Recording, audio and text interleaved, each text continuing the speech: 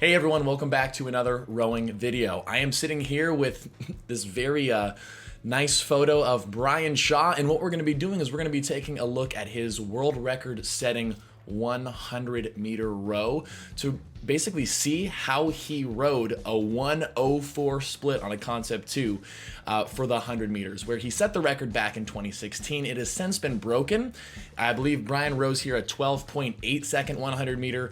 The current world record is a 12.6, but I couldn't find a video of that. So we're going to be watching this, analyzing his form, and hopefully it can give you tips and strategies on how to perform your best during your sprint rows. And just for those that are new to the channel, I'm Austin with Training Tall, and I'm sitting, but I am 6'8", just like Mr. Brian Shaw here. But regardless if you're tall or not so tall, Training Tall is all about giving you the tips and strategies to help you take your fitness and health above the average no matter how tall you are. And if you're interested in more from me, I've got my website linked down below where you can find rowing training plans, form reviews by me, and personal rowing coaching if you're interested in that. I also stream on Twitch at least 4 times a week where we chill out, play video games, and hang out. So if you're interested in that, check it all out down below. All right, let's get into this thing. Let's see Mr. Brian Shaw row here. So we're just gonna be working through this the YouTube video of it, pausing it at certain points, and we'll go over things as we go along. So we can see here Brian going through a bit of a warm-up. And the first thing I want to point out here, do you guys see how the machine is bouncing and jumping as he's rowing? Yeah, that's what you get when you're doing sprints on a Concept 2 and you're really yanking on it. You know, one of the great things about the Concept 2 is it's such a light machine. It's only a little bit over 55 pounds. And so whenever you're doing a sprint row, make sure that you have either sandbags, weight plates, or someone to hold down your machine for you, so it doesn't ruin your row by jumping up and down or sliding across the floor or anything like that. Real quick, he was just rowing at a 109 there with that warm-up form. That's pretty freaking impressive. I mean, 109 is already pretty crazy, but let's see this world record attempt here. Let's see what he's got. So we can see here he's actually got weight plates stacked underneath the feet. He's got a couple people holding down the rower. Definitely recommended if you're going to be pulling a max effort interval. So let's see him go after this. Now we know that with these sprints, it's so short, you got to really go hard and get after it. There's no time to ease into it. So let's see how he does here. So starting off with that lean forward, and he's yanking. So, okay, real quick. I'm going to pause. Look here at his front end. Let's take a look at how this is. What's the first thing, the most important thing to realize with these short rowing sprints? It is so short that you do not have time to row full length. We can see right here in his position that he's in, this is not a full length rowing stroke. In fact, he's hardly using any legs at all. We can see that his legs are bending a little bit, but the seat is only coming up about, 3/4 of the way up the slide or so. And that's because you don't have enough time to fully compress your legs up there. We can see that his heels are staying planted onto the foot plates, and what we really see here is his body swing. Look at him throw his weight back from that forward position into that hip swing, into that layback. That is where your power is generated when you row. It's on that hip swing. It's in that lay back. You want to make sure that you are pushing the legs and then swinging the hips. If I kind of scrub through here, let's see. If you see him as he drives, he's still pushing his legs and then leaning back. Push and then lean. He's not leaning back while his legs are still bent. So you want to make sure you're still pushing through the foot plates, but it's after those legs go down that you really want to focus on that swing back and just get after it. Bring that fighter mentality because it's so short, you just don't have any time to work into it. And we can, there's a nice little slowdown clip right here. Again, look at this front end. His back is really rounded. I mean, this is not a safe position to be in, that's for sure. And as far as like your chance of injury happening when you're rowing max effort sprints, that's like when you're at your highest potential for injury when rowing for sure. But we can see that with the reason why his back is rounding is because he is trying to get as much lean forward as possible, as much body lean, as much reach with the arms as he can, with the slide only coming up so far, but he's getting those arms out nice and far. We can see here that his lats are super stretched out, so he can really hang from that handle as he swings through the hips. And right here, big hip swing, throwing the weight back, racing back up, leaning in, swinging, leaning, swinging.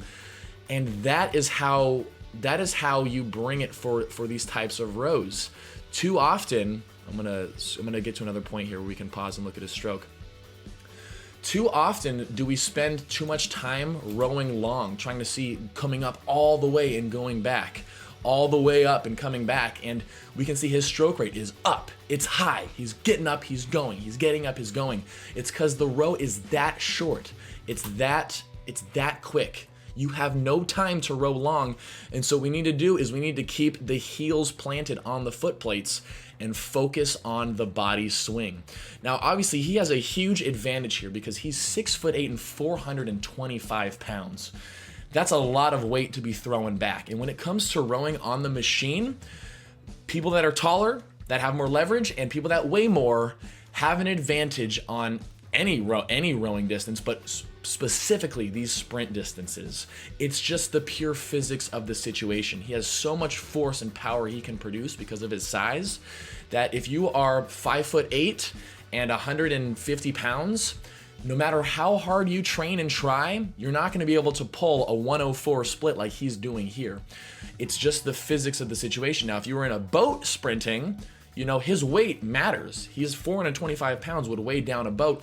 And that's why it's important to remember that machine scores are always going to favor bigger, taller people, no matter what. And that's just how the cookie crumbles. And sure, we can nitpick and we can critique him and say here that he's got a lot of shrugging going on in his traps and shoulders. But in the end, the power that's generated in these rows is from that body swing back. So make sure that if you are ever attempting a 100-meter row, I'll let this play out. If you're ever attempting a 100-meter or any sort of sprint, you gotta be warmed up. Make sure you're warmed up, and don't be surprised if you end up, feeling like you have a sore back afterwards, because when you have to go for it and yank it and focus on that big body swing, that's just what happens. But for the most part, his form was exactly how you would want to attempt a row like that. And we can see here 103 as a finisher, 12.8 seconds. When you're rowing on a Concept 2, when it's a row that's this short, the computer can only calculate so much. So a 12.8 is a 104 on the dot split, and the current record 12.6 is a 103. So especially if you're working and you've been doing a lot of sprints and you feel like you're not improving as much, you have to understand that those little improvements for the computer to calculate that, it has to be a full split difference for it to even show a 0.2 difference here. Do you know what I mean? So expect a lot of practice to get better and to really make those small improvements. It's going to take a lot of grit, a lot of force, and this is definitely not something that you want to be attempting very often. And is it real rowing?